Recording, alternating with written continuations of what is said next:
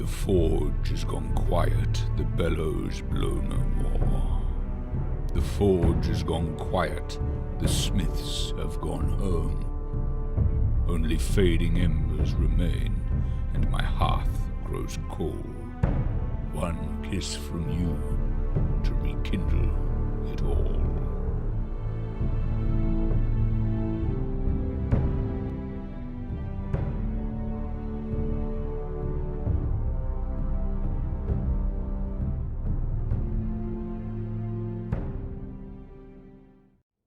And scene. Okay, welcome back to Queen of Embers, episode 65, I think?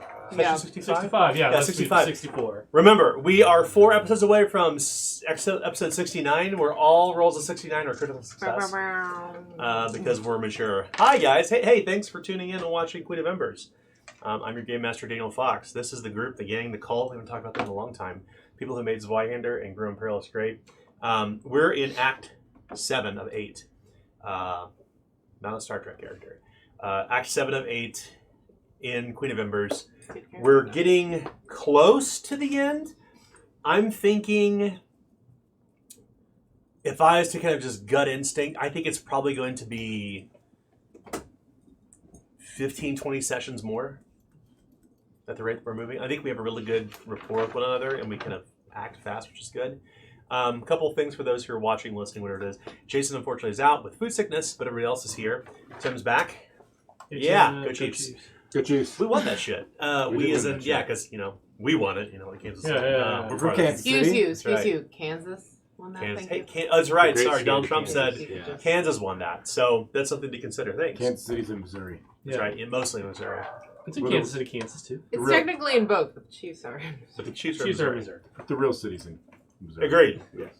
So I'm from Johnson County. we are. Dirty Kansanites. We're gonna I'm jump. talking to you three. We're gonna jump into episode 65, where we talk about where we last left off. But I thought it would be a good idea to reintroduce our characters because everybody just moved to a new profession. So maybe let's do character name. Do you want us to read our little Mad Lib? No. Sorry. I think most people know exactly at this point who everybody is. But let's do this. What we'll have you do is say your character is full. Just say, "Hey, my name is Adam. My character is this, and they're these professions." It's like a Queen of Embers. We're a TV show. This is it's like a new season, and there's a new song. And Is this a bottle Oh, it's episode? the intro? yeah, the intro is redone. It's I don't know about this one. Yeah, and you just got real good with the last one. Yeah. You're like, ah. That's right. I was in it. Let's do that. Let's start with Adam. So Adam, tell us about who you are. Just tell us what your name is, what your character's name is, and what their professions are. My character's name is Terwin Forrester. Ooh. That was weird. That was not meant to be. Terwin Forrester. Terwin Forrester. And he is a man-at-arms turned sellsword turned condottiere. So he's a super badass mercenary professional. He tries to be. For advanced tier. Yeah. Yeah. Mute. Harper Claviger. He started off as a dragoon, turned into a pistolier, and then took a turn to adherent. An interesting one. If you listen to episode 64, Advanced Tier, I think is the name of the episode, it talks about some of the story reasons that people chose the professions they did. So I highly recommend watching that, listening to it. It should be on Twitch soon. Yeah. So, yeah. It should be up before this one. Yeah, that's right. Oh, that's right. It's episode 65. Okay, I'm that guy today. So, Kay, tell us about your character. Play Elisa Marius.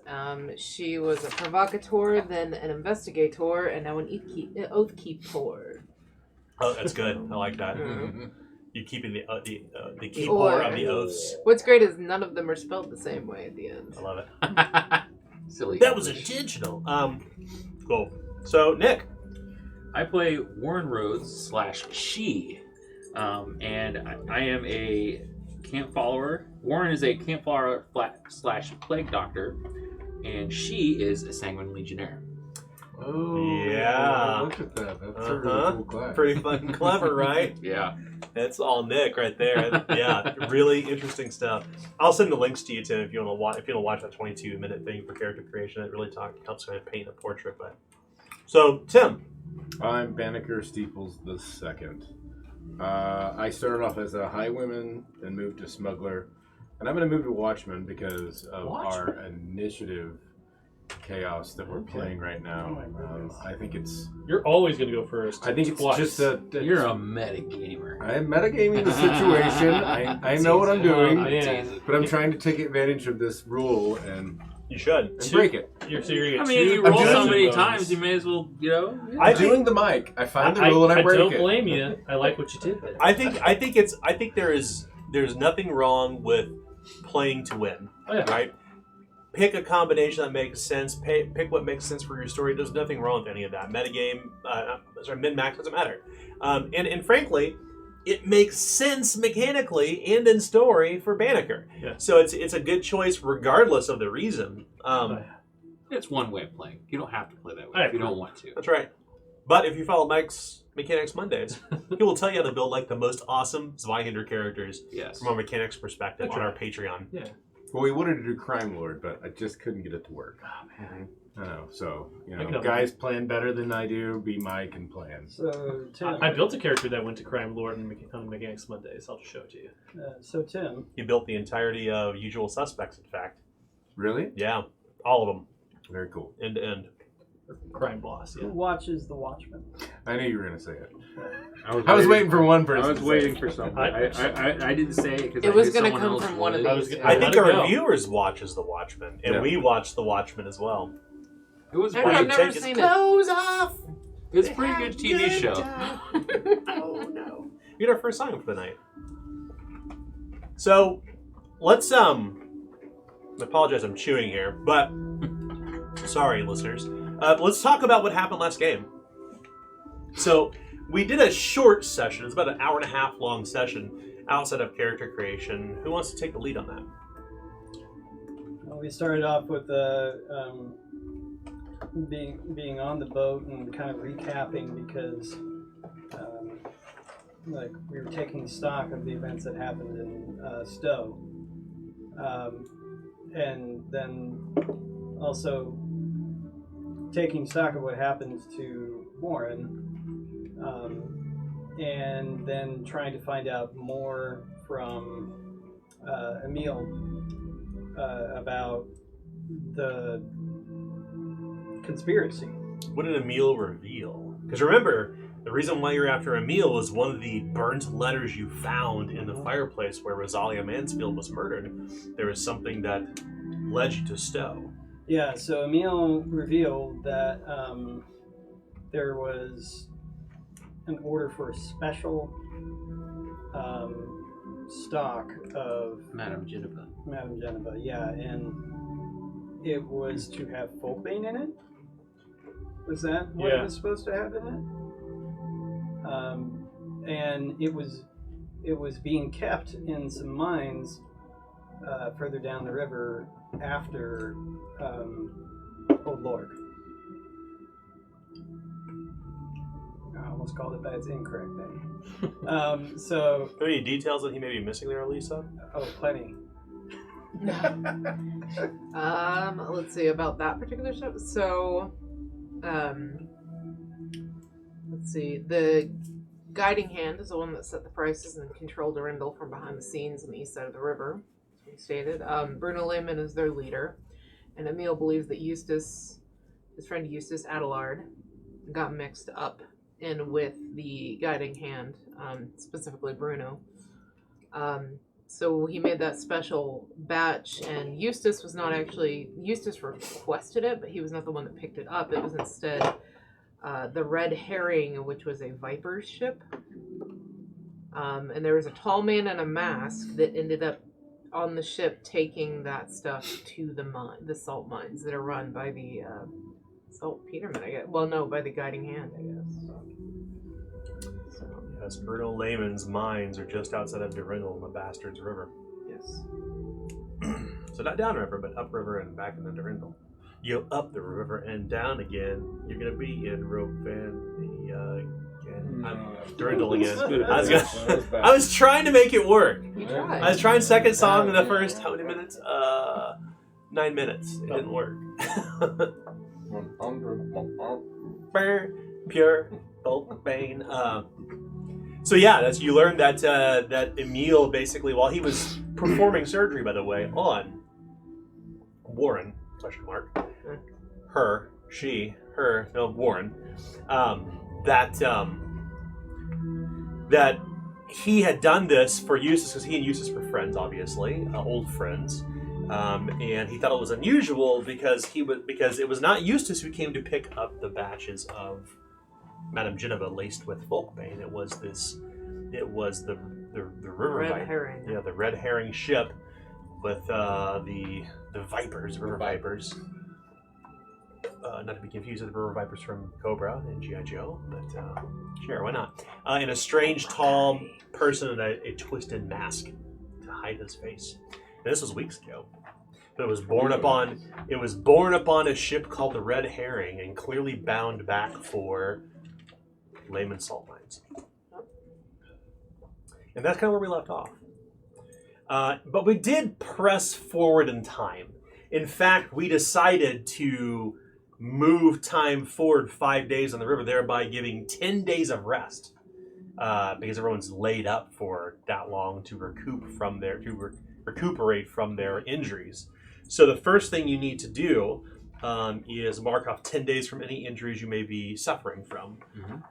So that's the first thing. Even though it was 5 days on the river, remember, if you are laid up the entire time, it counts as 2 days instead of 1. The second thing is that travel on this ship it is not a comfortable ride. Suffice to say, the ship at this point, the Madeline, is fully functional. It's self-propelling on the river. In fact, it's towing Jonas Sparrow's ship, the Last Wish, up the river. And the people of Stowe are still up on it with the Gralsteaders. Right. And the people you've brought with you, Jonathan Vander, his wife, Sammy Newhouse, Rung Bigley. Just a little pat. Edward Booker, that's right. It is. That's right, your guy. I mean, it could have been a pleasure cruise with all the pickles and creamed ice, but, that's right. We had to pick people up. That is a great point, because remember, the foodstuffs were gone. So by the time you arrive, or you will be arriving to Cauldron Lake, which is north of Stowe, by the time you reach Cauldron Lake, you are all imperiled. Everyone is imperiled. You're hungry, very hungry. Between the number of people who are on this ship and what little fishing there is to be had in the season, there are no other settlements along the river.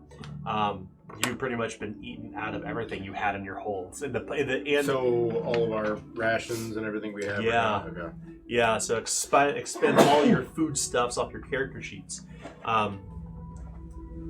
because it's not just you; it's others as well. Right. You've taken these people on, and as you come top deck on that morning, the river began to widen yesterday, but eventually the river is so wide that you can see, as far as your eye can see, both to the east and the west and to the north, you can just see these tall, sweeping pine trees as the river gives way to Cauldron Lake. It is a vast lake that is some number of miles wide and incalculably deep. There are a number of settlements along the edges of its shores, but every settlement at some path or another leads to a place, or a den, if you will, a place called Old Lork, an old buccaneers town that's actually situated on the lake itself. As you understand it, it sits upon tall stone and wood piers, and it is separated from the land, and the only way to reach it is by ship or by ferry from the main road. You can't see it yet, but you can already see that there are parts of Cauldron Lake that are frozen. There are sheets of ice floating in the water. The snow is still these big, fat, wet snowflakes like outside today, falling. It's a cold winter day. In fact, the year has passed. It is now year 224. It's sometime late January at this point. time is passing from when you began in late autumn, and now you're already, 4 months in. You're in the shank, if you will, of winter. So as you come to Cauldron Lake and you begin to take stock of things that have happened, you realize that your foodstuffs are down. But most of you are still down in the holds, kind of laying low, trying to recover. In particular, Warren, who had underwent from what you witnessed, a pretty horrendous-looking surgery, as he has been walking around with a half-metal plate in the side of his head. He had a craniotomy, I remember it's called. If you remember, Emil Frosch performed surgery and took half of his skull out and proceeded to release the fluids. As you remember, it's dripping into the drain pan down below the table in the captain's quarters. It was pretty gruesome. But you're all up and about and walking. You all can certainly talk. You just can't take a lot of strenuous activity, at least those who are wishing to recover during this time. And knowing what little foodstuffs you have, keeping your energy will be good. You know you're about maybe a day out from Old Lork at this point. You must travel further north up the lake. Unfortunately, because you're not traveling upriver, and there really isn't any current at this point to prevent you from going, there's a generous amount of wind. And at this point, both Banneker Steeples and Sammy Newhouse agree that it's probably a good idea to drop to lower the sails and let the winds take you to Old Lork. So the sides of the ship are no longer billowing with black smoke and the strange smokestacks that kind of come off the back of the captain's quarters. That kind of choking, kind of smoky surrounding things around the Madeline. The water underneath it is no longer burbles from the movement of the engine. Instead, the sails have been dropped, rung bigly. Jonathan Vander and others have begun setting it ready to set course, to set sail to Old Lork. As the wind catches the great billowing sail, a freshly caulked boat, if you remember. Yep. Yeah, full of caulked. The boat is truly fully operational. The Arkwright Cauldron works. The only thing that isn't finished at this point is the aerostat. The actual, the great balloon, if you will, that gave it buoyancy to what you understand from the stories, and you know they're true, when it crashed into the foundry and had created the soot-stained prophet. And the story of the prophet has spread very quickly among the people on this ship. In fact, the Gralsteaders have taken to this, and you can see that the thing has been adorned with small offerings dedicated to this prophet, this would-be prophet. You suspect that's mostly due to Jonathan Vander and his wife, who, remember, they believe this is like literally the manger, if you will, that birthed Jesus. It's the thing that birthed the prophet in Durindal, like a living, breathing God, if you will. But this thing is seen as almost like an ark of a sort. But you were heading toward Old Lork at this point, and you're all kind of top deck talking. You concluded your discussion with Emil about 4 days ago. Over the course of the 5 days, I would like to seek treatment from Emil for damage condition track. Same here. Feeling? Yeah. Okay. Emil will certainly help. The question is, are you recouping from any injuries? No. Okay. Anyone else? Yes. I need Okay. heal too. Okay. So you'll need to provide your own bandages because supplies are low. If anybody doesn't have any, I happen to take some at the camp. I'll be okay. And I am lightly wounded. Same. Okay. So normally it would just be an automatic success, but you're aboard a ship that is crowded, and there's not sickness, but I mean it's a crowded ship. So it's going to be a routine heal test. His chance is 83%.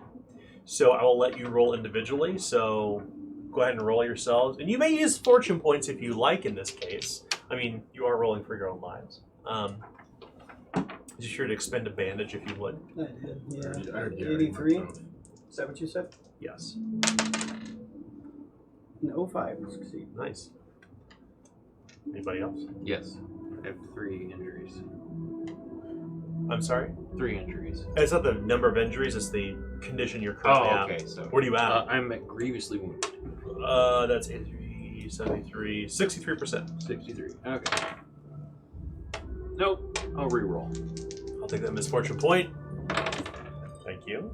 28 success. Nice. So you go up one step. Any more you wish to go up? Yeah. He's got 5 days. Okay. So 53 for the following day. Sorry, 73. My apologies. Critical success. So you go up one step, and you also go up in the peril condition track. Okay. Hunger. You ain't got no hunger. You have no hunger. Anything else? I am out of bandages. So I'll give you one. Okay. I'm moderate now. Okay. You're a moderate now? Mm-hmm. Okay, so it's 73. Success. Okay. And now lightly. Okay, 83. That's a failure. How many more days you got? Huh? Got more days? Last day. Fourth day. No, I guess I'll reroll again. Why not? I'll take that misfortune point, Pretty high. please. That's a success. Okay. If somebody else wants to throw him a bandage, I'd like to keep one on me. Yeah, I will. So, Oh. you all are top deck, and although some of you are recouping from your injuries and feeling a bit famished, you managed to get a bit of privacy as you stand on top of the captain's quarters, and you can see people teeming across the deck of this ship. Like, they've been put to work. Sheriff Renault de Grey has ensured, because most people from Stowe were born on the river. So manning and piloting a ship of this size, particularly for what you're trying to do, takes a crew of about 9. So, not including yourselves. Right. So a crew of 9 to basically keep the ship operational. Sammy has already said that, and he's been making inquiry, of course, with the Grawl setters. He met with them a few nights ago to talk to the woman whose name escapes me right now, but he spoke with her to talk about potentially staying on the ship and negotiating some sort of rate to keep them on board. Aileen Woodward is her name. Yeah, And we had just talked found about it. they were trying to get to Durindal. That's right. That's absolutely right. Yeah.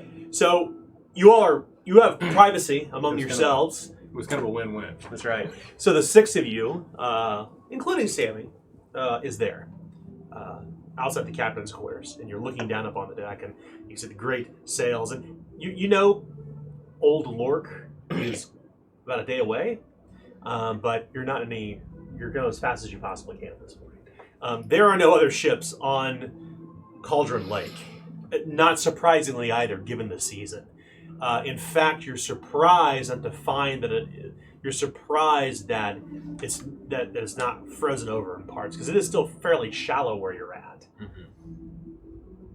But there are sheets of ice floating on top of the water. The snow is still coming down, obviously, and they're sweeping it off the deck. No frog folk where the river and the lake meet? There were a few traders along the way, but they're mostly in their hovels in the middle of the wood. That makes The sense, mid-folk, as they call themselves. Yeah, but as they're colloquially called, the frog folk or mid-folk would be what they call themselves. They are a head or so shorter than most Eridane folk. Eked out an existence here in the wood, but they live off of frogs and drink mud. That's what the Erdane said. That's what the Erdane said, exactly. Thus, frog folk. But you've had no contact with anyone the entire time.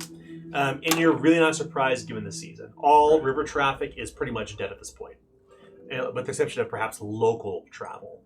But there are no settlements in the middle of the lake. There's only one on Cauldron Lake. And there's many smaller settlements along the shores, but you're not traveling the shores. You're traveling the middle of the river so you can get to Old Lork as quickly as possible. And there's only one major settlement in all of Old Lork, and that is a burg of about 3,000 to 5,000 people called Old Lork. It is, and it's the Vegas of dance world. Yeah. More like the Reno, but you know. It's Golden, whatever it is. What's the name of that place in Final Fantasy VII? Golden Nugget or something. Golden Nugget, the giant casino. Oh. I can't recall. But nonetheless, you are by yourselves. You may talk now. Now we resolve those. All right. What's the plan once we get there? Well, we've got a few problems. The first problem is we're out of bloody food. Yeah. So we're going to need to secure food for ourselves. I've spoken with the leaders of both of the communities, and the plan for them is to try and find a couple days' worth of work to buy enough food to get us further down the river. So are they coming us back to Durandal? Well, they also have the option to stay here. It's really up to them. Aye. But shouldn't we know who's coming and who's going? Well, no, but you see, the thing is, I also spoke with the community leaders and said, you cannot leave this boat. You need to be at the gangplank, making sure you recognize who leaves and who comes. Because a Grolsteader could come across, and because I don't know them exactly, they can just say, hey, I'm with the Grolsteaders. And I'm like, oh, okay, and let them on. And then once we leave, then we find out from the community leader, they're not with us. They're a Grolsteader, but they're not our group. You a fear of a stowaway? Sammy says. Yeah, I mean, when being away from Stowe, I do fear a stowaway, yeah. We ain't got no problems with that. We're going to take care of it. Renault de Grey's a smart man. Aileen's keeping an eye on things. Yeah, and that's the plan I set in motion. I was explaining that. All right. I'm more worried about an assassin, personally, but stowaway, whatever. I don't really care if they get into our food stores so long as we have enough. Well, we don't. We don't have any. But we will. We will for us. But And they will for them if there's enough. Boss, when it comes down to it, I worry about a price on our head. she's got a good point there, but these people are our responsibility. Aye. Of course. We got to buy food for them too if they can't make work. Aye. You see, I'm getting to it. Because it's winter. I'm getting to it. Right. So, if there is not enough work, then yes, it is out of the kindness and decency of the Dufresne Agency for people who are refugees from a town in order to help out. If we're be heading on to Durandal, he kind of pulls out his map. I reckon we're good. We get across Cauldron Lake. Going down River Bastards River is pretty shallow. It's we got low enough draft where we can make it through back to Durandal and the Bastards River, but I suspect it'd probably take the same amount of time to get from Old Lork at least to the outside of Durandal, maybe 5-7 days at best, depending on the weather. If it was a better season, then we could try and fish and hunt along the way, but it's no good season. Right. One does not simply hunt off the side of a boat. Mm-hmm. Yeah, I mean, we'd have to stop. You and fish. Right. That's what nets are for. That would add all sorts of days to it. Well, for supplementing, that's fine, but I doubt there's going to be enough fish that could possibly hold us. Hence the plan. I'll arrange for foodstuffs. We just need to make a determination. We gonna leave the people of Stowe here or take them with us? That's the real question. That's what I was asking. Because I know Aileen Woodward and the rest of them Grolsteaders agreed to stay. We can't run this boat on our own, and they're going to Durandal regardless. That was Warren, Sammy, and my original deal with them. And then they're staying. Right. And I mean, I think the offer just needs to be made. Old Oak is not a... Family-friendly place. the offer was made. Like I said, if they want to come down the river with us, they can. But if they want to stay here, they can. I reckon if we can get, if we're just taking counts right now, I can get a barrel of flatfish for about £1,000, and that'll feed us all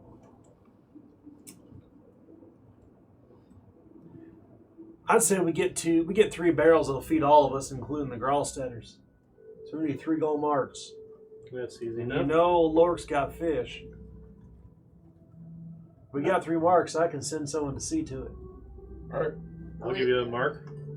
Elisa pulls out 5 and hands it to him. Well, I don't need 5. Let's make sure we're all comfortable. There might be some other supplies we need. So get the food, and then if we tell you if there's something else, if not, give it back. All right. I take the crowns. I'll pass. I'll get Her Majesty a jar of caviar then. Dear gods, no. However, might not be remiss to have, I don't know, some ale, something for spirits. Oh, liquor? Well, now you're talking. There you go. I could probably get us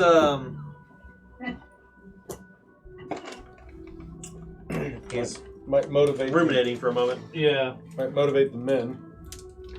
Well, not just men among them Gralsteaders now, Well, I Steeples. mean, motivate. I don't mean men as in man. I mean men as in. Ale by the half ton All is of 3 us. crowns. The average Well- Gallstatter woman drink you under the table. I'm not looking to get people completely thrashed off Again, this. I'm not meaning, and I'm not meaning men as in men. I'm meaning men as in mankind. As in people. Mead by the hogshead is 15 crowns. Well, a hogshead ain't gonna feed all of us. Come on now. If we want to do ale by the half ton, which I think is probably smart, it's just a half ton's a butt of a half crate, if you will, half a barrel. Well, We get a half ton. We'll be full up with ale for a long time. Then How much is it? 3 crowns. Right. We go half ton though. That's a big one. or we go rum by the keg, because we're all sailors now, right? We need rum. It's 64 gold crowns. I'm gonna give you them run shits. I think I'm going to I go don't with... need people falling off of the boat. I think I'm going to go What do you with... think alcohol's for? Not No matter what you drink. We would be able to answer the question. All right. Enough. Drunken sailor. We're going with 3 gold crowns.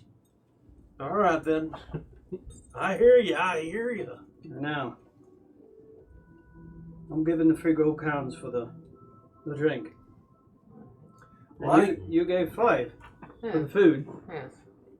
I bet you were willing to give a crown. Give it to her. Right. Well, I was gonna give him some money for some like oats and some wheat, because as much as I love fish, I'd like a little something else. That's what I was thinking, is maybe a little bit of variety. Well, you just make yourselves a grocery list, and I'll cut a deal with the greengrocer. I know a man, Sounds Right. good to me. and he is a man in this case, Banneker. He's not people. Well, they are people. You can't call a grocer none of people. There we go. He knows the people. Yes. I know persons. I'm saying, in old Lord, that a greengrocer we can work with in the docks.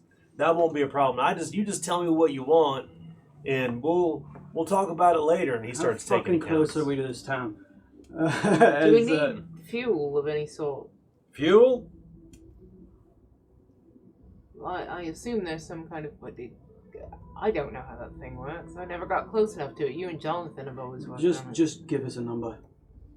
We ain't gonna find nothing here in old Lord that we need, but in them salt mines is a different story. I grow weary of this conversation. We need to see the stone.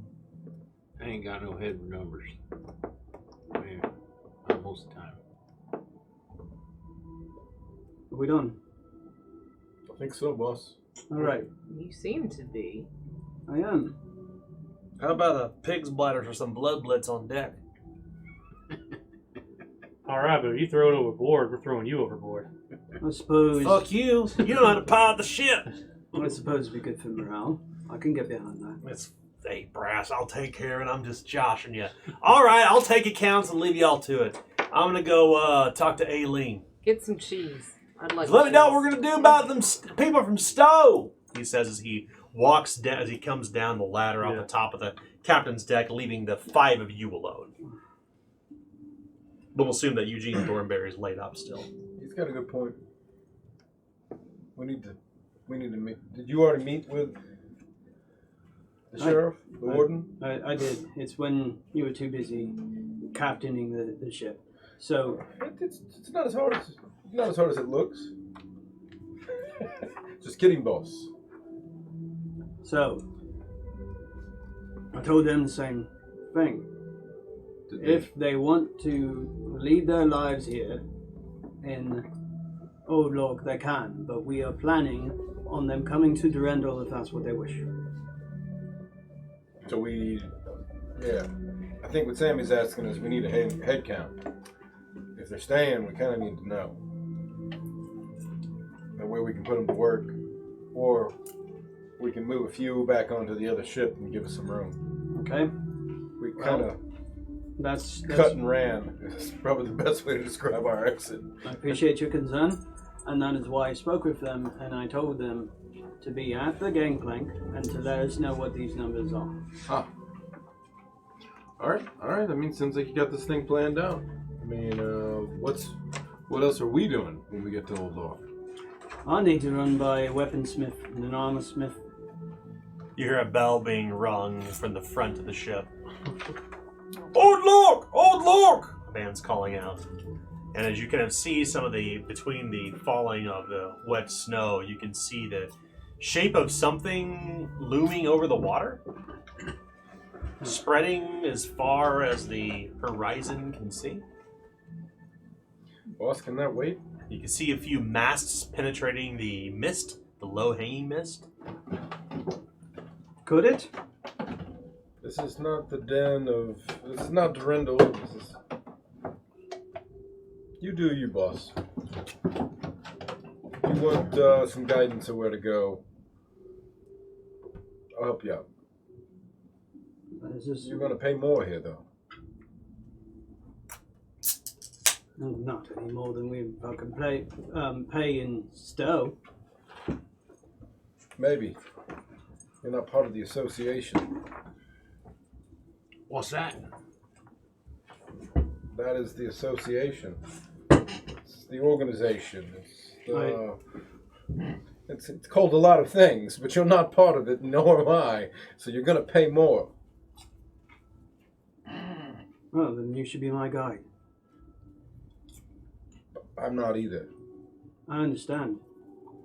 You might want to speak with Jonas.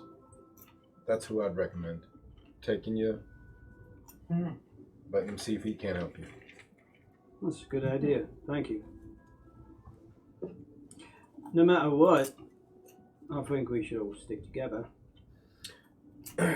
Yeah, we have assassins that are trying to kill us. It'd be a terrible idea to even go on to Old Log where all the, officially a lot of assassins are from. I have a question. Mechanically, my Book of Oath states that I have to tell a story for an hour. Would I have to actually, how do you want to handle that? You will tell a story for an hour during the game. I'm just kidding. Alright, so guys, you will tell us in broad strokes a story. Okay. Yeah, we'll give you an opportunity to do something cool. You were Not okay for an with hour, me. for a minute. Okay. And you were okay with me more broadening that to it being more of a dissertation or an informational kind of thing, right? Yeah. Instead of story. That's right. Yeah. Because I do think that she would try to do that before they head into Lord, so that everybody's more. Were you organized. recuperating from injuries? Nope. Okay. Everyone else The only thing I am is imperiled. So let's be clear here for a moment. So Okay. what Book of Oaths? Explain to me what your trait does. Okay. So, by the book, it says you can attempt a skill test related to your focus in the arts to tell a story to the others. If successful, a number of allies equal to your fellowship bonus may either ignore any one critically failed skill test or treat one fury die as a phase 6 without spending a fortune point within the next 24 hours. Looks like you need to focus. Do you have a focus? I do, actually. Law. Nice. I got it from the barrister. Ooh, okay. So you want to tell one on the way here? That's what I was kind of thinking before we headed into Lork. Maybe she could tell some, potentially some issues that she's heard of, criminal acts that have happened inside of Lork. Oh, yeah. Your story about law becomes incredibly convoluted because there is no law. There is no law in Lork. There is simply what is called the network. Right. So go ahead and tell your story. Your test will be hard. Hard. Okay. I couldn't remember the name of it. It's a story that's like, well, there is law, but in Old Lork, there's not really law. There's only 2 factions there. They call themselves the Network. There's the man in white and the lady in, or the man in red and the lady in white. Out of character, Kay does not know these things, but I will bullshit. That's fine. I have no problem with that. That's right. Okay, so, and that's going to be against law, so that's education. That's right. Horde. So I have a 63 in education. You said hard, so that'll be a 43.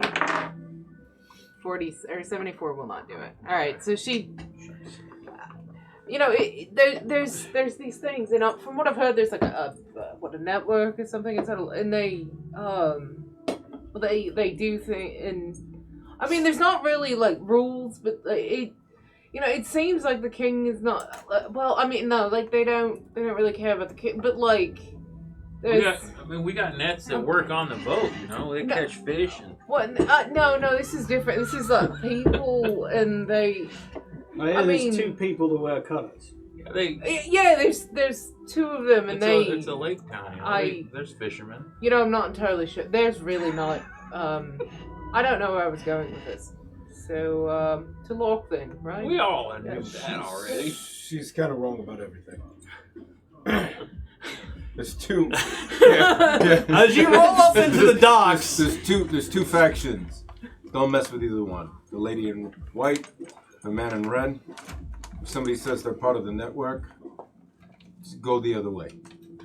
The man in red? Yeah, that's... The man in red, the lady in white.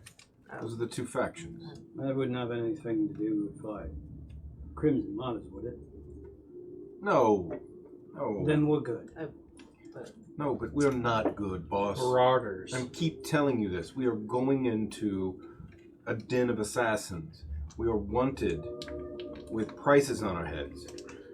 Can't your armor or whatever the hell you're trying to get wait? We need... This is a terrible idea. Suppose I could send someone in there to get it fixed. I mean, it's going to take a number of days. What do you mean by get boss, it fixed? we need to get back to Durindal. We can't do it without food in the stores, though. From stores. We got a greengrocer right on the docks. I'm trying to warn you guys. We can go in there. I've been here before. None of you seem to know anything about this place. I don't. Books. Poorly conceived books, then. It would appear so, yes. Just another southern city to me. What difference does it make? It's not, though. It's really not. There is no laws but the laws the white makes, or the red makes. Half the city is owned by the white, the other half by the red. The 2 big gambling institutions, one's owned by the red, one's owned by the white. They're straight across from each other. Where's Jonah? He's on the other ship, remember? We'll talk with him when he gets here. You've convinced me. If you can wait, I'd wait. Well, if memory serves, wasn't Jonah working for one of them? Hey, Nick, real quick, sorry to interrupt. When you play with that, it causes the camera to tip up and down. Sorry. It's like capturing your hand movement in his face. Really- I'm looking, it's going... Fidgety. Yeah, it's a guy. No. What are you going to So say? maybe you talk to... He's part of the organization. yeah. He's sponsored. So, I mean, if we need an in, So is her friend. he's our end, right? Your friend.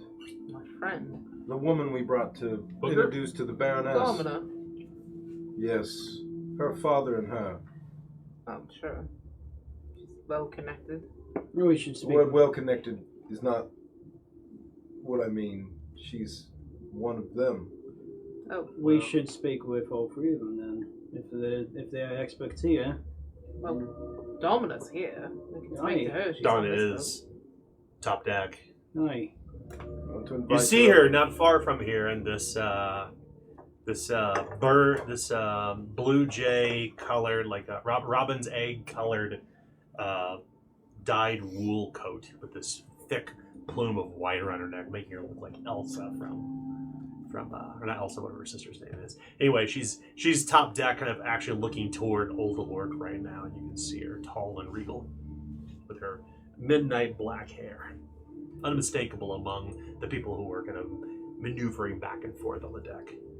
I'll go exchange pleasantries with her and then invite her father, and Father's not here. Father went Yeah. with us. It's just her. Just her. oh, that's right. He's way back there. Yeah. She would love to join you for dinner tonight.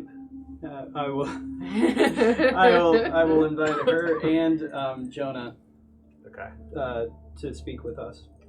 So some time will pass, and it'll be nighttime in the captain's quarters, where you will have what little food you have left stored. And Domina arrives first, dressed as she was before, pleasantries, smiling, ruby red lips. Jonah has dark circles beneath his eyes. His breath smells pretty rancid. He has a very vacant look in his face. When he sits down, he doesn't really say too many words. Well, Domina says, I am flattered that you invited me to join you to dine in the captain's quarters, Master Steeples. Domina, the boss invited you. I don't have any choice in these things, but you're always welcome here. Well, we are close to home, I suppose, so We I are. wanted to thank you. You are always welcome here. I can't believe we haven't had you in these 5 days. It's been a little harder than I thought to navigate a ship this large.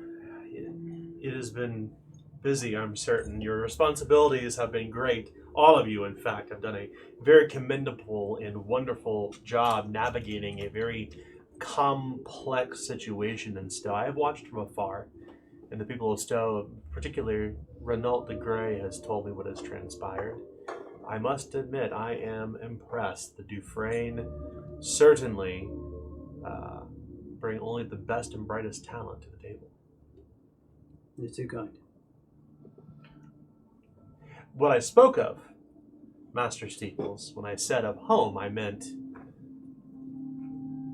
I was speaking of your sister. Yes. Yes. I trust we will not be crossing paths with her. No. Family ties were severed by my father. I didn't know you had a sister. Nor will you ever know. Oh, All right. sorry. There are a few things that I give you of my personal life. Isn't that not true? Well, this is just another you will not know. I respect that. No. It ain't none of my business. Yeah. That's right. I'm sorry. Family's family, none of my business. I'm sorry, I did not mean to sour the conversation. Forgive me, Master Steeples. I did Oh, not no, realize there was a I rift. have no issue with my aunt. But my father has great issues with her. And that has set her against me and my side of the family. She nods. Just so. So, she says, Old Lork. I am assuming, she kind of rubs her chin, not bearded like mine, but pale and a little dimple in the middle of it. I trust then that we are to head on to Durindal in this season still. Aye. So we're not going to camp, we're not going to stay in Old Lork, is what you're telling me. God's No, we are seeking advice from people who lived here. Well, I have never lived here, but I can try to impart some of my own experience, I suppose. It's the network. They don't know anything about it. They don't know of the red, they don't know of the white. And as you know, we now have prices on our heads. This would not be the place to, Terry? yes, stay long with such things upon our necks. Old Lork is a place where... She turns toward Darwin. It is a place where one could lie low if one was on the run. But it does not take long. You're fine. It does not take long for the guilds to collect their due. no one in Old Lork stays without paying their tithe to one of the two organizations, for lack of a better term, that exist in Old Lork. Mm-hmm. Their networks are extensive. They extend to every piece of business coming in and out of Old Lork. But if one is to find oneself in Old Lork, it is not long before you are identified by the organization as an outsider. And outsiders are usually put to the inquiry. Gentle, of course, usually by way of the key masters, those of the quay masters, I should say. Those, if you're keeping dock on ship, they want to take stock, see what you have in your holds. Pretty common, just, but nonetheless, all that is reported up to one of the two guilds. So, if I understand correctly, it would be best to proactively pay a tithe as soon as we arrive. Oh, no. To pay your tithe is to tie yourselves to one of these two families. As she is trying to find words. Oh. Just trying not to use the word network, basically. Yeah. You must understand the situation in Old Lork. It is not bound by the laws of the king. It exists as its own city-state of a sort. King Cassander recognizes its value strategically and economically. And since the Rowan dynasty of the Third Age, none have tried to force the families to pay up, so to speak, into the monarchy. It kind of exists on its own accord, if you will. Old Cauldron Lake in Old Lork by extension is not really part of Adlador or the Girdle either. So with what's having a price on the head? Yes, a price on your head. Old Lork is probably not the place to be. Right. My recommendation would be to come and go very quickly. Without a doubt, those who in the season would come to seek work as a mercenary, or worse, would find themselves usually in Old Lork. It is a staging ground, so to speak, to everywhere in the known world, further downriver, and even to the north. In fact, many wars that were waged upon the Torque Lords began here as the first minister, Cole Marius, conscripted large host of mercenaries from Old Lork to fight in the north. So sell swords. So if I wasn't wanted and I wasn't a part of the Families. Dufresne agency, then it would probably be a viable profession for one of my ilk. Right. Maybe you'd be wanted, but in other ways. Good kind. Right. So there's a certain forbearance given to people who are good at what they do, if not because they are good at what they do, but because of the fear that they may do that thing.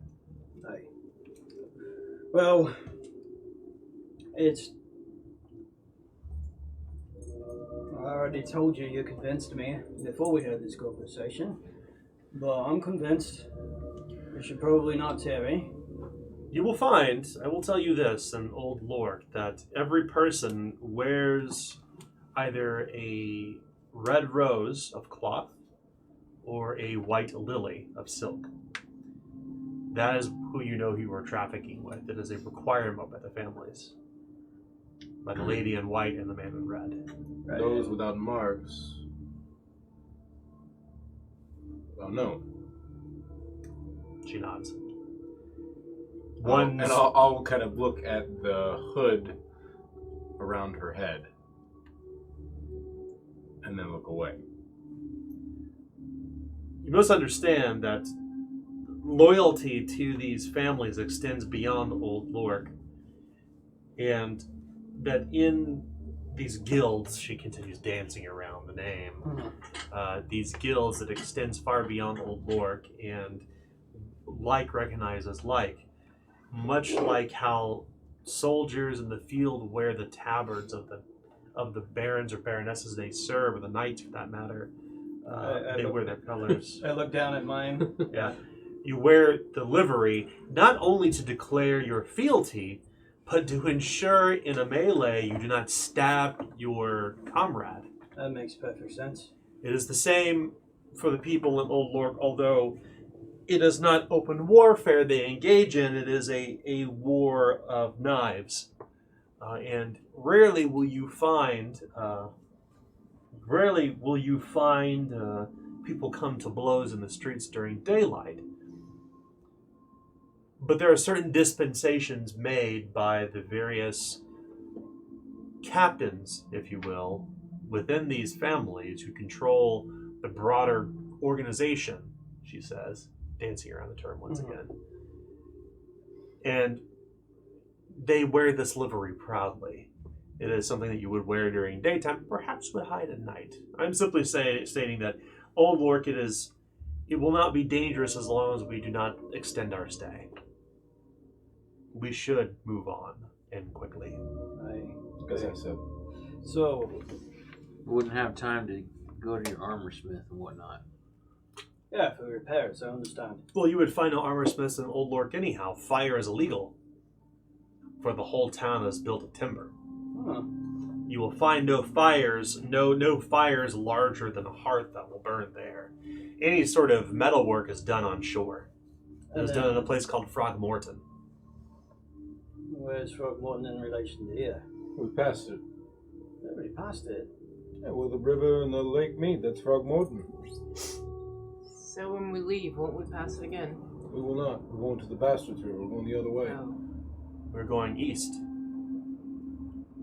of Cauldron Lake, after Old Lork. Would have been good to know. Well, boss, I didn't know you needed anything until... It is only a day away, but It's a day back. And then a day back again. And if we don't get stopped by the wardens, I'll kind of smile at the word. Old Look will have wardens too. Just not as... They'll have wardens. If we don't get stopped by them this time, then we'll be lucky. We'll have the manifesto ready. We'll be able to hand it over. The manifest, sorry. Manifesto. yeah, it's van. Yeah. Right for the aliens. Right. Night Father, forgive if we are caught on the river at this time. Yes. On the lake, rather, sorry.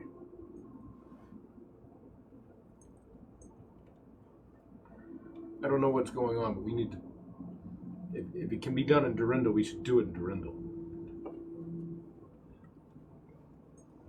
If it can wait, it should wait. Well, it's up to you. I mean, if we're staying one day, I will excuse myself. I do have obligations here. Both Jonas and I must make tribute, as you said. So there is no way to procure anything new here either. Is that correct? Anything new? As in armor? As in a shield. There are armorers that sell everything that... When I mean everything, everything. You can find everything here. Even the things you can't find in Durindal, you can find in Old Lork. She smiles. You'd be surprised at the number of black market goods that make their way as far as ancient Zahara, and even the Amber Isles to here. It is truly a gateway into the, as they like to call them, the Penny Dreadfuls, the underworld. So it's possible to make purchase by proxy. Certainly, absolutely. Yes. I would recommend that. That's all I need. I just need a way to get what I need to do in order for us to survive. Let me know what you need. If it's a shield, it's a something standard, then that should not be a problem. But again, I would need to. I'll look over at Jono. As we said, we need to do our bit, and then Jonah and I can help you get what you need. Aye, that's what's necessary. There's all the things at once, but the shield is necessary. All right, tell me what you need. Alright. Is there anything else that I can help with? We are about finished here with dinner, and I do grow tired. I'm so sorry. No, Dom and I just needed your advice, Aye. your favor with Your the boss. insight is extremely valuable. And Well, certainly, Master Steeples has a much deeper understanding of Old Lord than I do. But I do appreciate the kindness of the invitation. Jonah didn't say a word at dinner.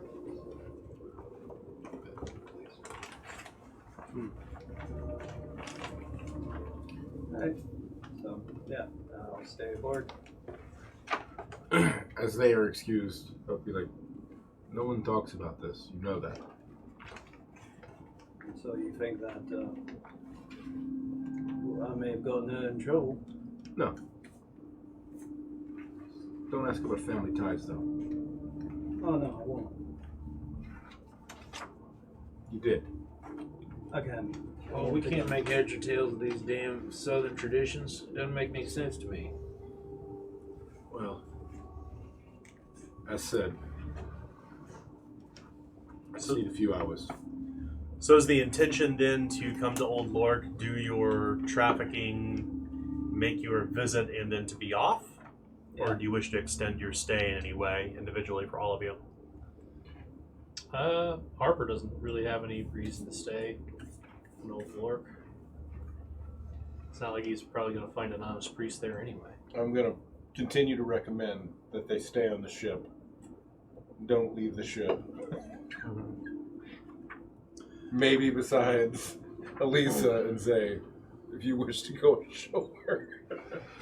Just because she's the only one that doesn't look like a, hey, look at me. Well, she also disguise herself. Right. But she'll turn to you and say she just wants a Basilard. Purchase her a Basilard while you're there. Because I didn't pick mine up in the camp after I stabbed that guy. That's right. I dropped it from my dropped bow it, and and then I you dropped it. Okay. So- never declared I picked it back up. So make your purchases. Yeah. Are they double? What's that? Are they double? Who's buying it? I'm I was going to buy it. You're fine then. Yeah, just pay standard price. You will pay 3 crowns a day to keep your ship at shore. Your cost to port in Old Lork is based on 1% of the value of the ship multiplied by divided by a number of days you're here. So it can get very, very expensive. I get because you're literally on a galley. It's a big ship.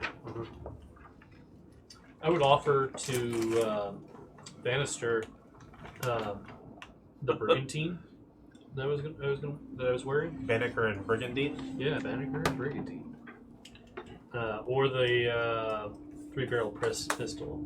If you want any of those, or they're yours. I can sell the armor for you, but I have a family heirloom I wear. I'm just offering.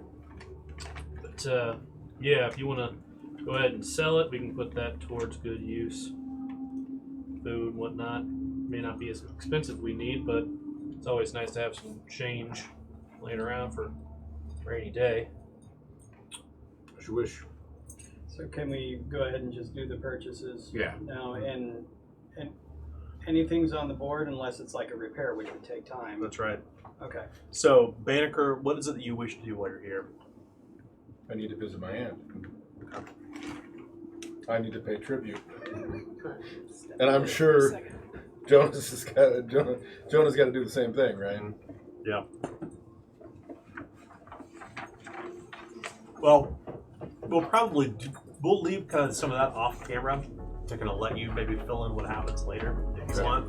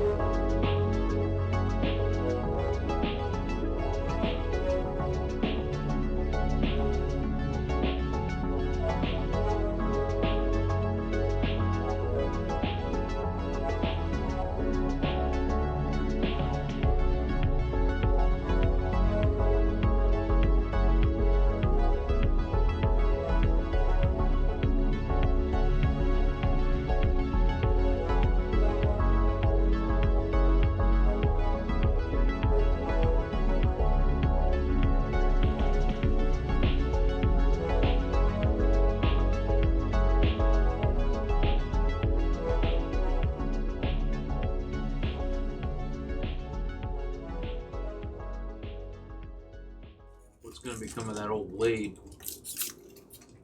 Not big, that long one. The one that should be thrown into the bottom of the river? Hold that thought. Seems like you were fixing to fix it up. I was fixing to fix my blade up. What about that long blade? Who has the Seems great like blade? you've got an idea. Well, I was just Eugene. I was wanting to know your intentions of it. My intentions of it. I don't know. Well, Eugene is not. I've got half a mind to tell Eugene to give it to me and run Graf through with it. But I also realize that there are more important things than Graf Edric getting his due. That is an artifact of our combined nations. That sword is much more important than any of us.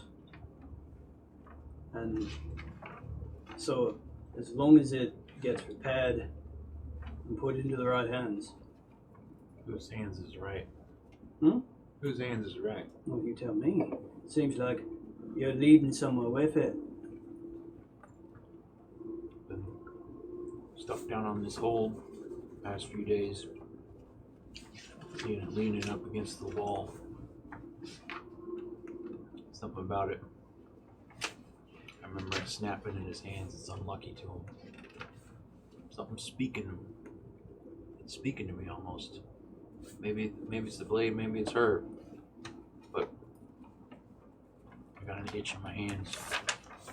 I never felt the weight of such a sword, but I got a feeling it's gonna be right in my hands. Or her hands, or I don't know what, but once it's set right, I think I'd like to take it up. Well, as I said, it seems like you already had an idea. And,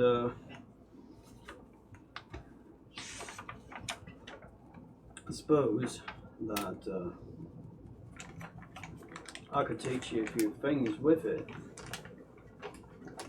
But I think in this particular case,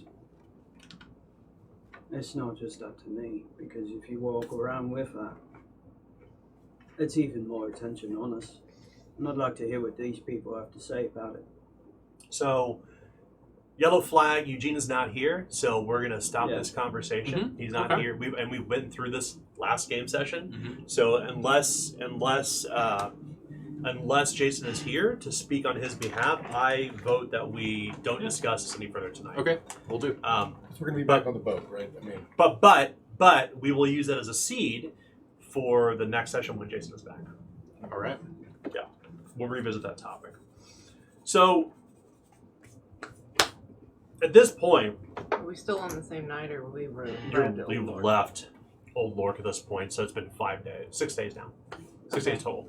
At some point during this, could I possibly go speak to Jonathan and work on learning that ritual from him? Yeah, Harper was going to potentially approach him about that too. Jonathan would be very excited to discuss. In fact, he'd be electric to talk to you about what he's discovered. I have a metal shield on this ship. Well, I figure between that and going through the Okay. esoteric So- of Durandal while everybody's recovering. so you don't Yeah. know anything. I mean, it doesn't matter. Oh no, I bought some things, but Okay. yeah. So remind me Straight down. real quickly above board. Remind me what the ritual was he took from the wall. Blessed Sa- Ah, I thought it was Blessed Sacrament, yeah, Don't check something that, though. that. which unfortunately for Elisa, you realize you are not qualified to learn because you don't know the proper incantations. In fact, the tongue is not. The tongue itself is in Ancient Ald, and although you may know Ancient Ald, it is not a. It is a prayer, which seems that is incongruent with your beliefs. In fact, one could say because you don't have the divine magic special trait, you cannot use it or learn it. Okay. However, to somebody who is just embarking upon that endeavor of understanding the great unknown specific to the martyr, Hamish is a different story. Yeah. Technically, yeah, the adherent gets it when they take that profession. But, yeah, I mean, Harper would definitely... Sorry, Harper, not Hamish. My apologies. Yeah, I do it all the time, too. Yeah, Harper would go and potentially talk to Jonathan. I mean, if Elise is there, that's fine, because, I mean, we don't know until we ask. That's right. So, But Jonathan will go on to say, yeah, you know, there was a lot that we left behind in that tomb. And it seems like it would be sacrilege to pass back through there, but I am more interested in reading in the Esoteric of Durendal. I'm very drawn to it. It feels like something in there is like calling to me, he says. It was Blessed Sacrament, by the way. okay, it was. As I thought. Yeah. Good to know. Huh. Interesting. I've not had an opportunity to read it at this point. We've been, well, frankly, we've been at a weird crossroads of sort, but perhaps we can study it together over these nights, you and I. As he says this, you recall Warren vehemently said, "Do not let him see that book." That's right. Do not let him see that little flashback. Would Do be- not let him see that book. So all Elisa says is, well, I suppose you'd have to talk to the person that's holding it. Or was it really Warren that said it? But that's all she says. Who has the book, coincidentally? I do. That's what I thought. That's all she But that's what she says. Yeah. So We've been rotating. so let's Lisa puts it down. let's make a decision. Will you allow Vander to see it?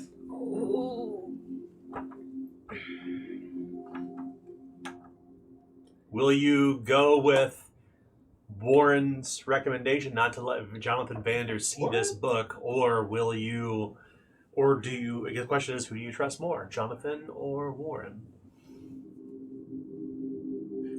This is a Warren or Warren question mark. Yeah, that's the the challenge, challenge. right? You don't really know. This is a kind of a moral quandary for Elisa alone to make a determination on. No one else can influence this decision but Elisa. Elisa's of the belief that no one else should see it at this point because she doesn't know who to trust, so she would not show it. Okay. So the journey downriver. So my next question is this: will anybody simply be resting the entire time to recover from their injuries? Yes. Okay. So you're gonna stay laid up. Mm-hmm. Okay. I'm going to study the Blessed Sacrament Mm-hmm. and take my time to learn that. Well, the great thing is about rituals, you don't need to learn them. You just do them. Okay. Yeah, providing you have all of the you have the reagents and meet the special conditions. So I wouldn't have to pay like the 100 experience points. Reward points, but no, Rewards. because it's not a spell; it's a Okay, ritual. okay. Yeah, ritual. So just so everybody knows this, kind of, and this isn't known by your characters, but this is for your all's knowledge. Rituals do not require skill ranks and incantation. Anyone can use a ritual. You just have to meet special conditions. In the case of Blessed Sacrament, one of the special conditions is you must have divine magic as especially just like for Magic Circle, you must have arcane magic for a special trait, or covenant magic for that matter. But otherwise, you just meet the conditions. And rituals are set up that way so that people can use this really heinous style of magic that kind of plays towards some of the more common tropes of dark fantasy, like the merchant who summons a demon to make a bargain to like give him riches or whatever it may be. Those are but you can do with those rituals. And there's only, I think 12 total rituals across the game, but they're pretty powerful. So yeah, so really what it boils down to is that The Faustian bargain. that's right. You don't have to learn Okay. the ritual at all. You can simply do it if you have everything that you need to meet the special condition. Right. Sorry. I will write that in my... So, if you intend to stay on the boat, and stay laid up, it's going to be another 5 days across Cauldron Lake, and you break off of the Axewater and actually head down south into the Ravine Girdle proper. And basically, as you were along, if you recall the stories, the bastard king Ethan Priam had flooded this miles and miles and miles long river bed. I think of the Lake of the Ozarks, that they just undammed the river and just flowed through all of southern Missouri. That is very similar to what the Bastards River is. It's this snaking, winding lake that has a number of tributaries and smaller lakes and ponds off of it, and other kind of twisting creeks that kind of spin off of it, that twist their way along the shadow of the stead wall. You can see the mountain range now. In fact, the map behind Adam, you're heading along that little black line toward Durindal.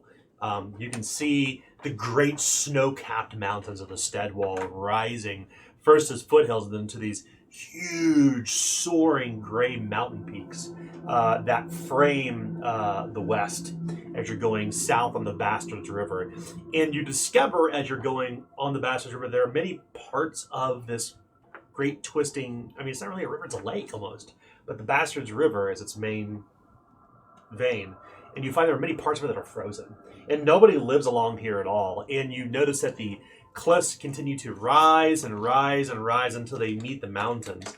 And about 5 days downriver, or 10 days for recuperation, if you're laid up. So that makes a total of 21 days now because it's 5 days, which equal to 10 to Old Lork. 1 day you remained in there, and then 5 more days down. So let's see, if you're taking bed rest, 2 days count as 1.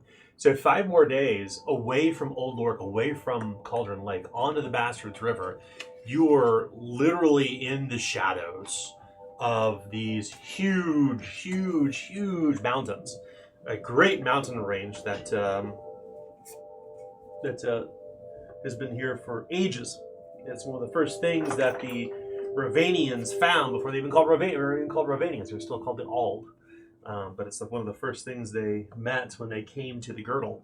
And the locals called it the Steadwall, which basically means it stands between here and there. It stands in, separate word, stead. But it's S-T-E-A, where that letter is, a phonetic letter, E-A together, Steadwall Mountains.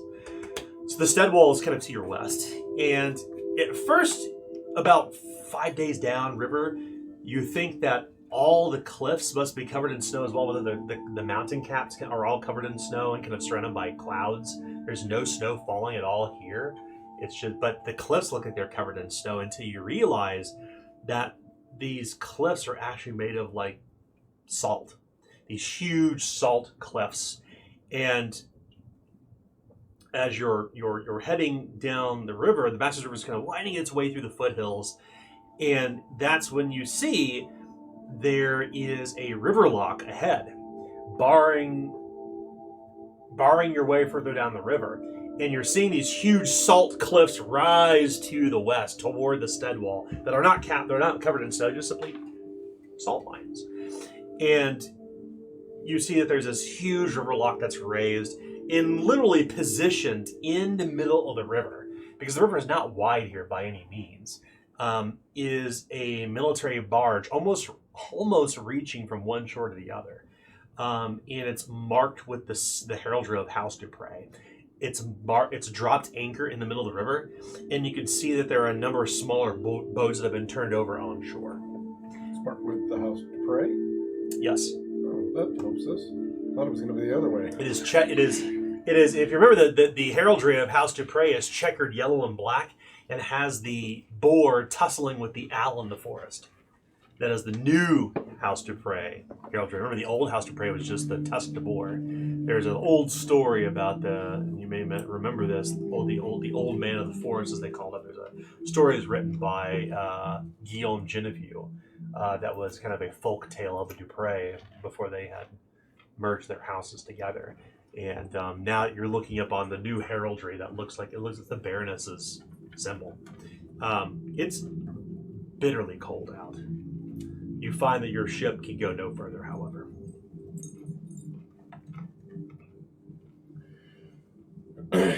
Well, we'll stop at the lock and approach. The ship comes to a slow stop until you drop a heavy iron anchor in the kind of unwinding the massive chain until it drops to the bottom of the river. And you can see not far from here is this kind of crumbling tower marked with this sun-bleached symbol of Durendal.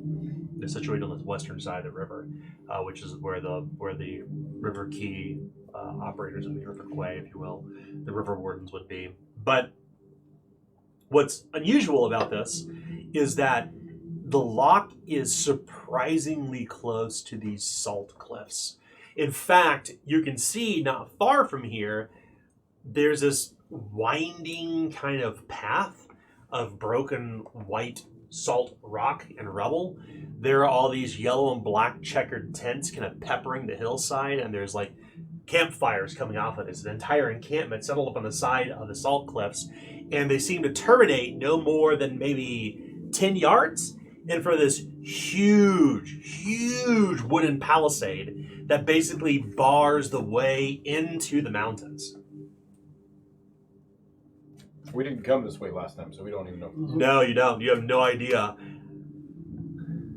But you can see up on the flagstaff near the palisades, there are no people to be seen up there on the palisade itself. There's a huge kind of flagstaff with this wavering flag of a very different boar.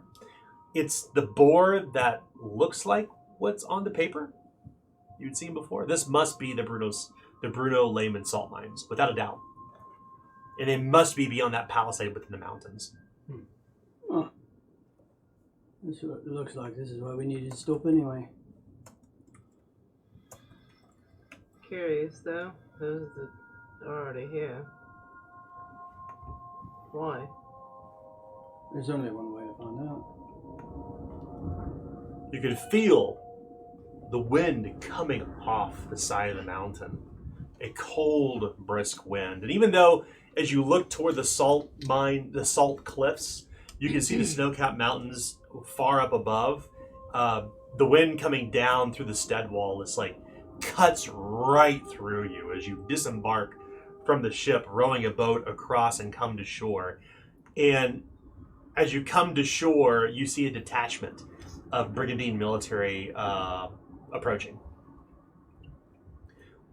One of them has the visor of their helmet down because they're looking directly to the sun at the east.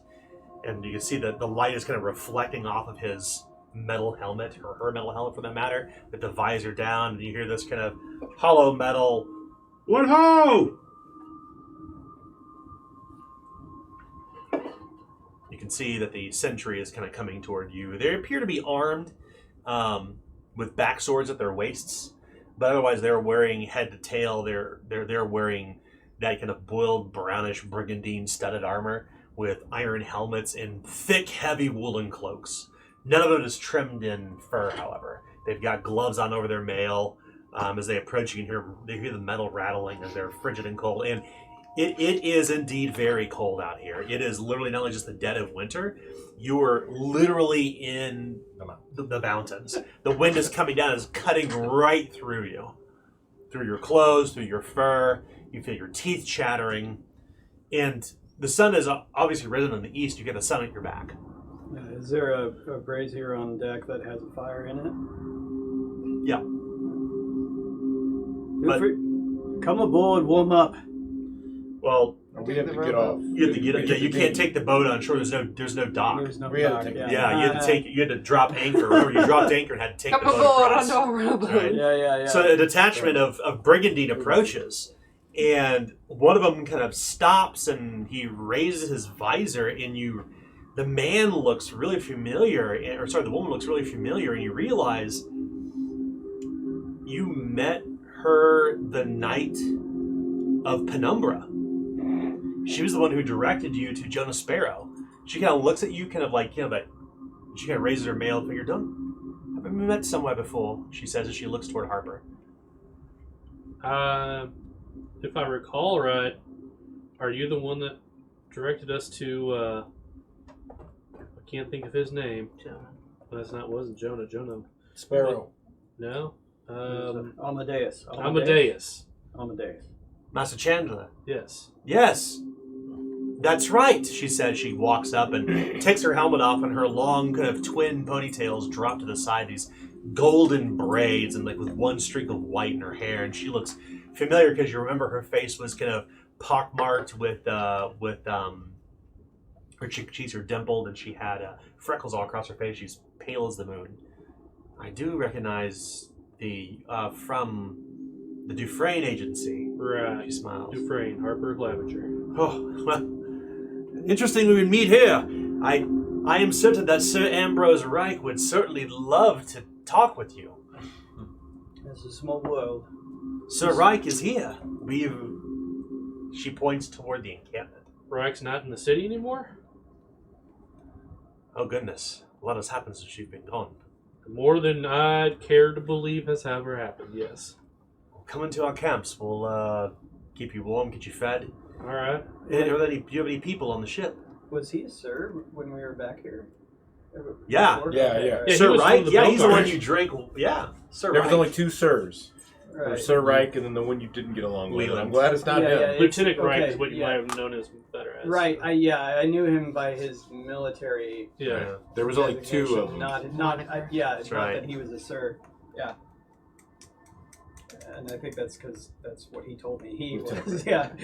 We do have a crew, yes. We would welcome them to the camps, although I don't think we have enough room for them. Will they be fine on the galley? Should we send some foodstuffs, something to drink? We got a half ton of ale and a bunch of food, so I think we're alright. I do not mean to tarry. She's kind Sure. of tiptoeing Right. in the mail, actually in the mud, in the frozen mud of the side of the river. Yeah. And but we should get back to camp. It is terribly cold. She says. I can agree with that. Let's get going. So you follow behind her, and she kind of makes some small talk, like, "Who would have thunk that we would meet here again in the shadow of the Steadwall? What a curious outcome," she says. It is an unexpected delight. Indeed. Something only the gods could foresee. Yes, I know Sir Reich will be positively pleased to meet with you. I do recall the nights when you were the weeks that you were in Durendal. My understanding is that you and Sir Reich had become confidants of a sort. I think we could say we came to an understanding. So as you're coming into the camp and you're kind of walking between the tents, there's literally hardly anyone outside because it's so dang cold. And she takes you into one of the heavy pavilions where you can hear the wind batting against the cloth outside. Mm-hmm. And as you come inside, the first thing you see is there's Lieutenant Reich, or Sir Reich as he's known as, sporting a brown beard. Huh. He kind of widens his eyes. Forrester? Right. He approaches and like grabs him and is giving him a giant bear hug. What the blazes are you doing out here? Oh, we're on our way back to Durendal. Back to Durendal? Right. On the Bastards River? On the Bastards River itself. I thought you had taken to staying in Kael Tyrion for the season. That would be the smart thing to do, wouldn't it? Steeples! He turns and says, "We shared wine, remember?" I'll clasp his arm. It's good to see you, sir. The Gralstetter, Warren. Good to Master see you again. Claviger. And someone I don't think I've met yet. He's a very handsome-looking man. One could say that even with the brown beard, it really kind of makes him look like a fuller, stronger fellow. He has a big iron gorget around his neck and huge, like, fur on his shoulders. Like, imagine, like, the Game of Thrones, like, massive, like, huge, like, cloaks that make them look larger than what they really are. One could say that Sir Ambrose Reich looks a little bit like Picard's number 1 with the beard. Riker. I've literally been sitting on this for so many game sessions, you have no idea. Just what is he? It's second season, the next generation. I don't think we've had the pleasure, she says. I don't believe so either. Elisa. Ambrose Reich. Marius. You can hear his spurs ream. He's walking across the cloth on the floor, and he sets you down and says, close the door, or close the flap. Let's, please, sit, let's drink, let's talk. Oh my, by the gods, this is a very strange outcome. Truly, I thought you all were off to, last I heard you were all in Kale Tyrion and the madness that ensued there. The madness that ensued there. Yeah. Oh yes, Yeah. he says. What have you heard? Like, a great deal of things have transpired since you've been gone, he says. Aye, same here. We've come across a lot of things, and I'd like to hear from you what you've heard before we say what actually happened. It's interesting to hear how news travels, you know?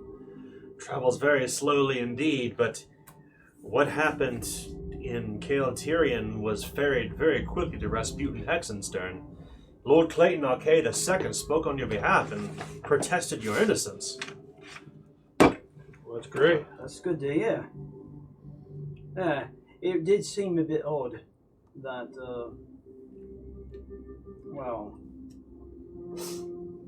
any justice sought out was by an individual. An individual. Mm-hmm. You speak of Julian Coventry. Aye, I do. Yes. He pauses for a moment, kind of pondering his words. That is not why we are here, but I'm sorry to hear that. Things are afoot in the city. As I'm sure you're probably curious about. I mean, it would make... You're this far out, securing the salt. Looks like the Baroness has moved. I assume, though, that she does not seek our head in the same way that Coventry does.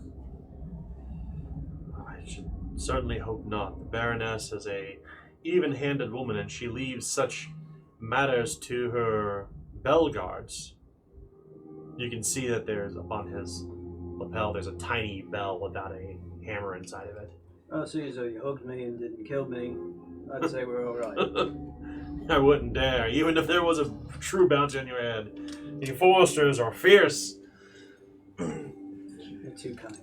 Nay, the Lady Baroness has certainly been made aware by Master Hexenstern, but a lot has transpired in the city since you've been gone. Yeah, it almost seemed like you wanted to tell us why you were here. When you said, lots happened. He comes to the edge of the tent and he kind of opens it up and he points toward the palisade. He says, as I said, a lot has happened. You may recall from the night of the day that you were brought before the Baroness, a busy court. You remember this, nay? Yes, Yeah. very busy. We were all dressed in the pomp, right? Uh-huh. Yes. You may recall there was a man who left the court before we were given a mission to speak with her ladyship. Do you recall this? I remember a man leaving. I don't. But go on. Well, That's about all I remember. and surprisingly, the Baroness has received many paramours who have professed to ask for her hand in marriage, and that night, goodness, almost 4 months ago, the man who rushed out of the throne room was none other than Bruno Lehman. He had been turned away from a second marriage proposal he had made to the Baroness. Since then, he has been here, as he closes the tent flap, and he is not alone. He has professed to shut down the salt trade completely to Durindal. It's such a crucial moment in our divorce from Aglador. He is positively incensed that the Baroness would deem to separate the girdle from the West. He is He has not ferried any of his salt to the saltpetermen since then. Apparently he knows nothing of women. If you get rejected, you move on.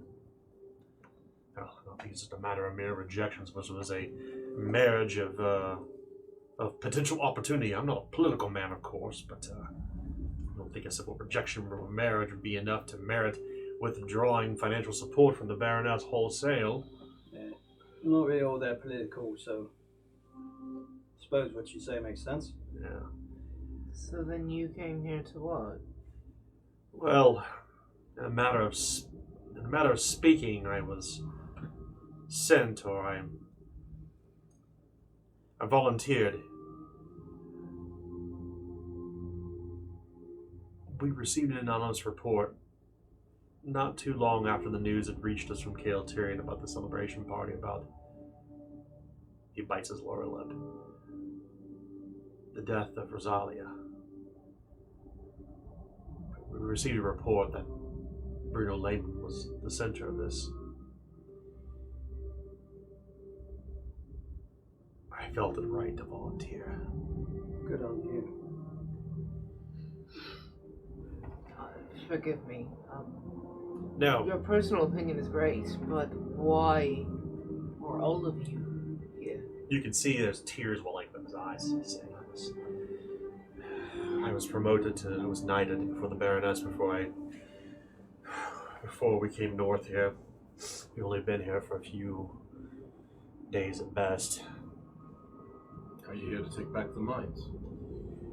It's not as simple as that, unfortunately. Bruno Lehman and his conspirators, if this is all true, they have deep reach into Durendal. They have deep reach into the people. Unfortunately, Sir Virgil Leland is here with his contingent behind those walls. He admits. So, has he said what he wants in order to open up the mines again? Has he given you layman's terms? Get out of here. No, yeah, get out of here. He pauses and he says, "No terms have been offered at this point. We had thought to parlay, knowing that Sir Virgil Leland is a Bellegarde himself, a veteran of the strife, brigandine for that matter. He said it's going to pacing. I think he came out of duty than loyalty." Wait. So Virgil Leland, who was a Bellegarde or is a Bellegarde, is on the inside with Bruno. That's right, he says. Isn't Leland the one? Leland's the one. He's the prick. The one that you never got along with. Yes. For once, I was hoping I could just talk to someone. All right. Well, I could talk to him. He liked me. Good. So it's a problem because if you were to try and do anything by force, you'd be going up against Leland. Well, in a sense, we were not the only ones to come here. Oh, bloody blazes. It grows worse. The saltpetermen, one of their subordinates, a pyromancer named Victor Malik, we accompanied him here as well. And he's with us.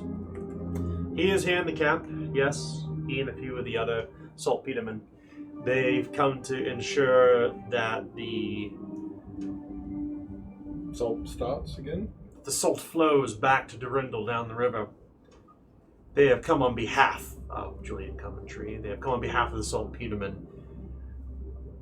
That's interesting. A very complex political goings-ons in Durendal. I cannot pretend to know it or understand it, but I am duty-bound to be here, and I hope when this is all over that no blood will be spilled. It would be a grievously misfortunate. Look, no matter what your run-ins were with Sir Virgil Leland, he only cares about his people in Founders Square. He's not a bad person. Yeah, you don't deserve to die for being a jerk. He is quite unequivocally a jerk. He is also a war hero, and at Right. Belgard, he, along with myself and Master Chandler and 10 others. Rasputin Hexenstone, we were there the night of the assassination 3 years ago. We were the ones who foiled it. Right, yeah. I have no problem with Sir Leland again. The man has been everything but gracious to me. If you wish to avoid blood, though, it's best we not stay in your camp. Not if they're saltpetermen we had here. Not if they're with Coventry. We can't stay here. That or unless we can get them to lift the bounty they put on our heads. They won't. Do you think you could broker a parlay between us? And the saltpeterman. Yeah. With Victor. Malik is an even-handed fellow, but fiercely loyal to the saltpeterman. I think that I could certainly set up a parlay here in my tent. I do not think that even if the pyromancer had many folk at his side, that he would dare raise a sword. He knows that the Dufresne have the grace of the Baroness, the Sun, Moon, and the Stars of Durindal. He knows this. And he wouldn't raise a wand either, right? Goodness no. Or a dagger in the night. Maybe not him, but you said he has a contingent. That is a dark turn of your mind, but I suppose that I am not one to... We've dealt with a lot of dark turns as a place. You know, I mean, but if he's in charge, contrary to popular belief, when someone who's in charge gives orders, most people follow it. What sore spot for you as a place, isn't it? Who follows orders? Just kidding. I know this. I know that Victor Malik, that the Pyromancer and the Saltpeterman, well, they intend for something to happen. They have urged us to break down the palisade. So that bloodshed can occur. That's not what I want. It is certainly so that they can ensure that the salt flows once again. Without the saltpeterman are nothing. Aye. Well, as much as I butt heads with Leland, I mean, surely we can come to an accord. It is a tenuous situation, he says, as he raises his eyebrows. You want to hear about tenuous situations? I got a story about Stowe I can tell you. But I'm that's certain that another you time. do. We don't, like I said, we've only been here for a few days, and the saltpetermen are already growing restless. I think that they had half a mind to believe, at least this Victor Malik had half a mind to believe, that we would raise blades against our own comrades on the other side. But I know for a fact Sir Virgil Leland came here out of mere loyalty to the fact that, if only to protect the relationship, the future of Durindal. Right. It isn't a simple matter of bringing Bruno Lehman to justice is why I am truly here. That is true.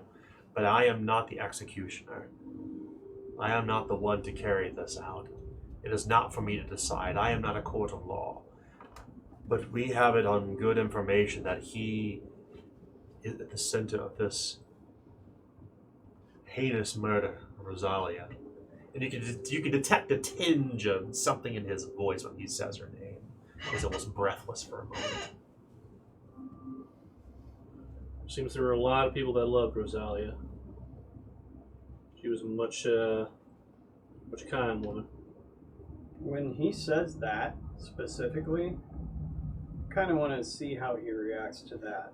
He lowers his head. I mean, he's clearly distraught.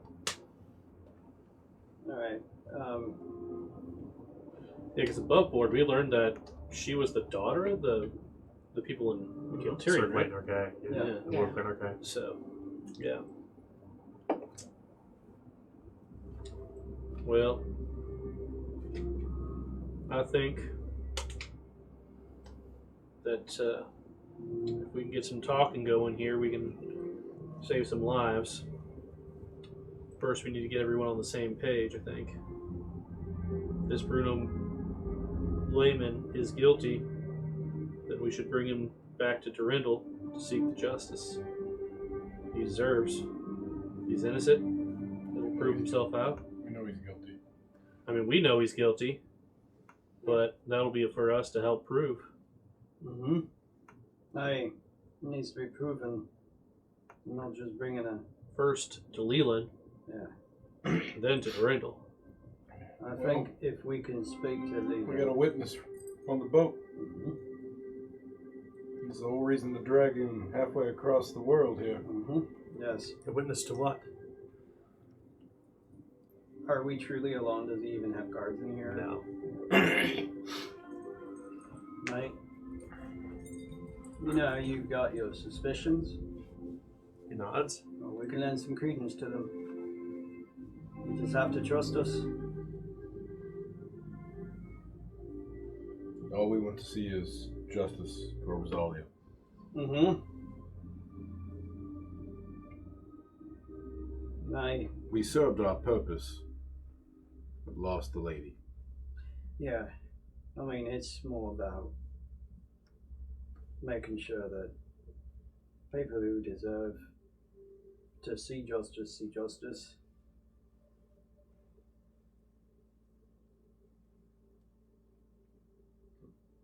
So, we have to have two conversations at least. One is with Saul Peterman, and that's to see if we can at least come to an accord. And then the others with Leland afterwards, see if we can convince him that the right thing to do would be to bring Bruno Layman in for a trial. As you say that, the tent flap opens up immediately as the woman you saw before is kind of a bit out of breath. And she says, Sir Leland, the saltpeterman, you need to see this. Come.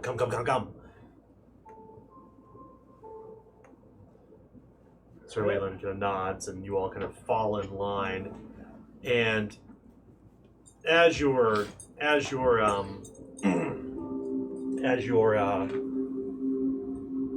stepping outside, you can see that the boats have been overturned, and one of the boats is moored up near the Madeline, and there's a man standing in the Madeline. He's standing in the boat.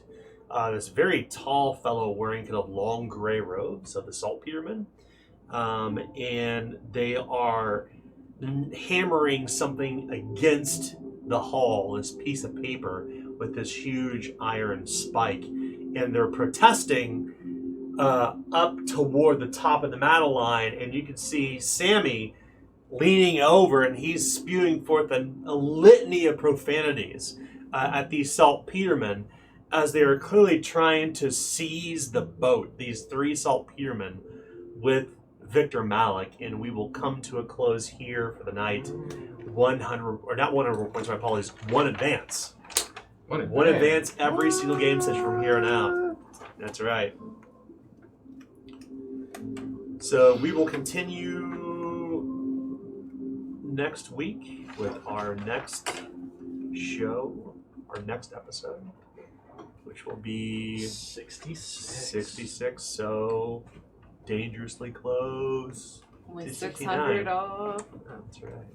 So everyone should be 3 advances now into advanced tier. Is that right? Mm-hmm. Yes. That's right. I'm only 2. You should be 3. You should have your professional trait and now 2 advances. Okay, so Yep. I did take the extra. That's right. Wait. To clarify, when we You should have your professional trait and 2 advances. okay, That's it. what I have. That's Full what stop. You told me to do. okay. That's everyone should have. Okay.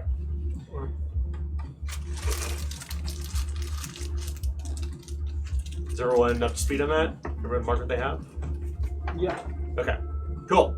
So we will continue No next week. corruption. corruption. No corruption sign, I Was there no believe. corruption? None. There wasn't any. It was None. all.